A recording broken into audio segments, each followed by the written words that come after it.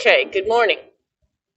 I wanted to ask about people's care for themselves. And the reason I want to ask about that is, do you know yourself well enough to know what you need from you to best take care of yourself? And I mean, in certain things, like I'll give you two examples that happened to me this morning, and I'm very grateful of my awareness of where that could go if I don't take care of myself. I equate a lot of my emotional well being based on equating it with a soda with a cap on nice and tight, and then how much my soda gets shaken in any given situation. Am I just calm sitting on the table, or am I shaken, ready to have my cap blow, or somewhere in between? I have sensory situations like a hair tickling me in my face could be something I brush out of my face once and basically survive the experience, or it'll tickle me in my face a couple more times and reach a shaken level of annoyance, but annoyance in almost a aggravated way.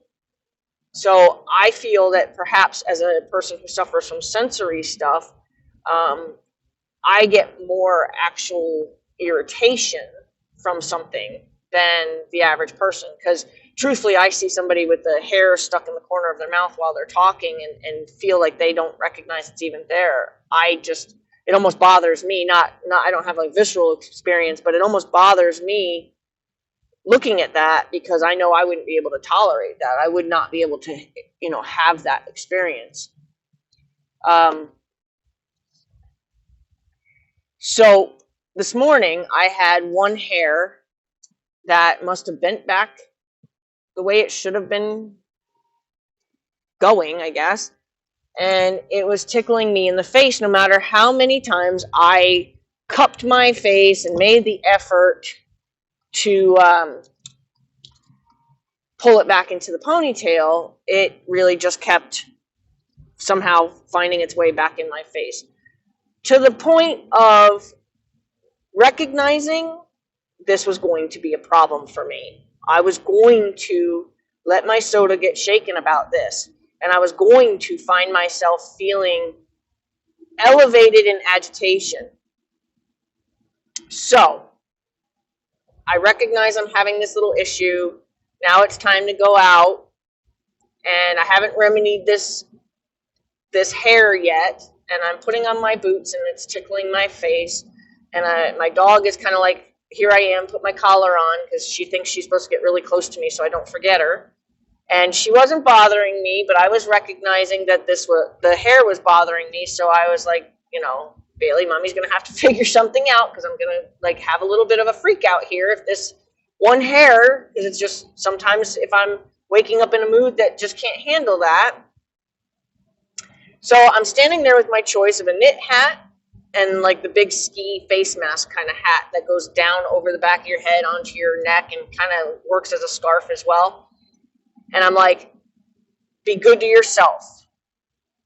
Wear the ski mask, because you can put it on where you kind of put your face into the opening and then kind of rake it back, slick it back over your head, so that way any hair that's on your face will get caught by that movement, and then there's not a chance that it'll come back into your face. The ski mask was chosen instead of just the knit hat because I also have an issue with hats that don't stay on the back of my head. They'll work their way up, and I know that if I'm already having kind of a sensory day, I don't always have sensory days. Well, my hair always does bother me, but I don't always have sensory days to the level that I was experiencing this morning. So I knew it was important to take care of me. So I'm not going to choose a hat that bothers me on a good day, would absolutely reach cap blowing level today. So I'm going to take care of me and make sure that I wear the hat that's not going to put me in that shaken soda experience. Now, that's one experience. Do you take the time to consider what you need from you to best take care of you? I needed to make those decisions to best take care of me, because feeling like I do when my soda gets shaken is not a pleasant experience. It's extreme agitation. So the next experience was, as I had over chosen my layering for the temperature that it really was, I found myself out in the field starting to overheat.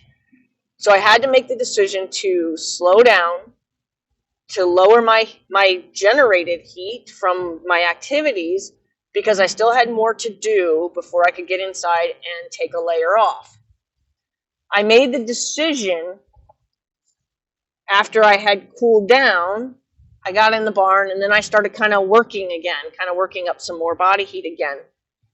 And I had to stop and take a layer off.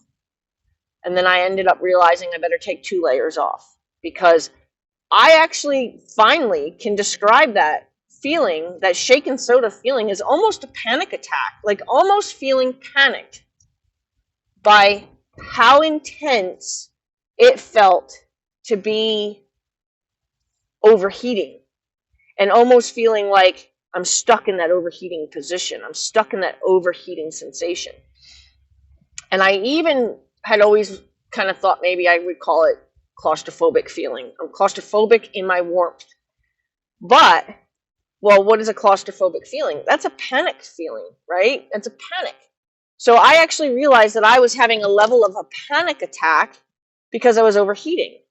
So then I realized, take care of you, take care of you. Because there's times where I'll actually just try to tough it out, and that feeling will get worse, and it'll get more intense, and it'll get more intense until I'm like ripping my layers off, till I'm like almost having kind of a hissy fit trying to get my jacket off, because I let myself get to that point.